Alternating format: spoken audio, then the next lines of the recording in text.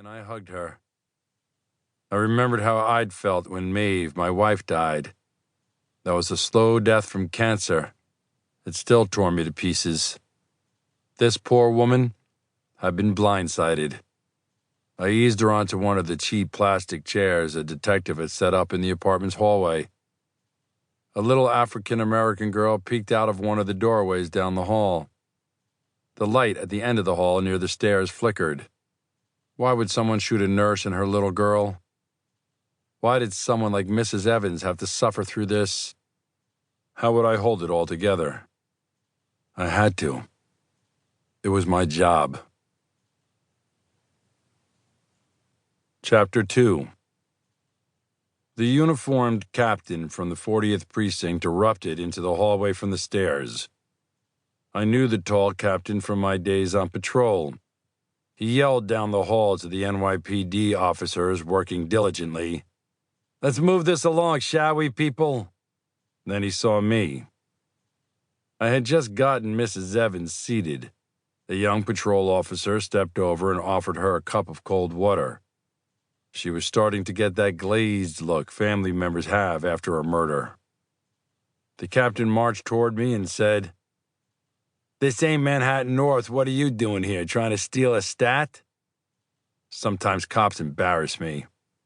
Yeah, it's a job, but it involves people with feelings. I kept it professional and said, "Just helping out, Captain Ramirez." The captain was almost as tall as me. He wore his dark hair slicked tightly against his scalp.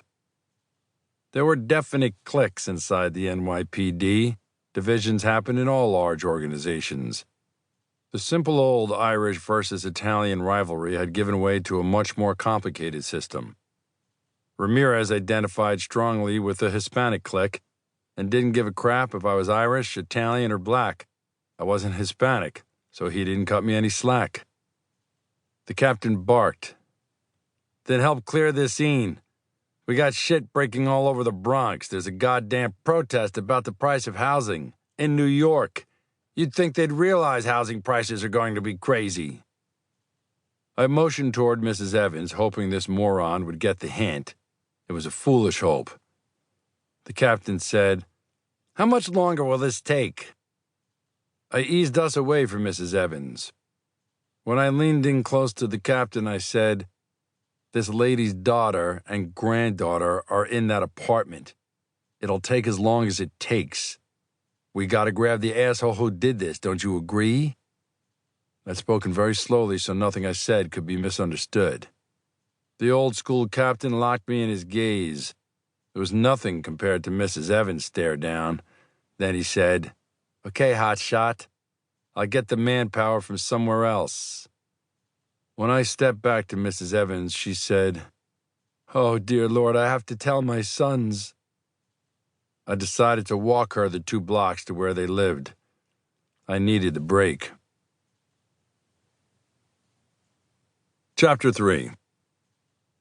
In a similar apartment to that of their sister and niece, I helped Mrs. Evans break the news to her 2 adult sons, who both worked for the city and seemed like sharp young men. They took the news like anyone would. They were shocked. The larger of the men, a good 6 feet 5 inches and close to 300 pounds, started to wail and put his head on his mother's shoulder.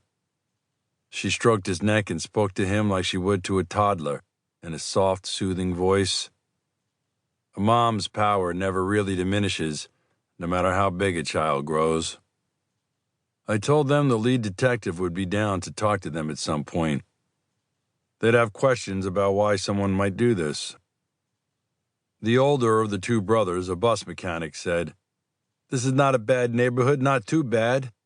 Who would do something like this?" He had the distant stare of a man in over his head. And that's the way it should be. No one should be used to tragedy like this, not even a cop. I gave them a card in case they needed anything. I felt confident Mrs. Evans would be most comfortable if she stayed here with them tonight. The clear, cloudless skies and afternoon sun did little to lift my spirits. I barely noticed passing cars or the other normal rhythms of the city. I walked with a measured pace.